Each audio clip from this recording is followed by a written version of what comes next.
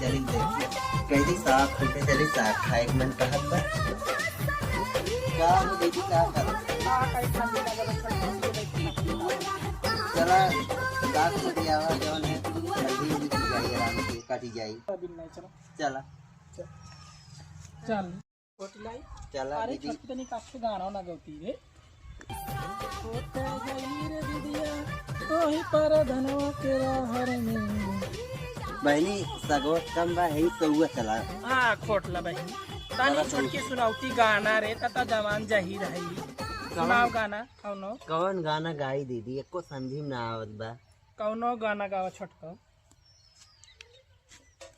ऐसा हो दीदी तो ही गावा हमरे आवत ना हो जानो देख तोरे तब का आवत हरे तोरे कथक सा हुए हो साग खोटे गईली रे दीदिया गो हे दीदी हां ये एक के गाना आवत था का करी छोटकी तबत काही तो के ता कुछ गाता त गौते ना ही का करी बताओ अरे बहनी हमरे आवत तो तुमसे पूछी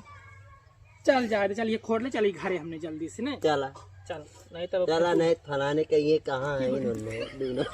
राम जी का अरे सही कही रे बहनी चला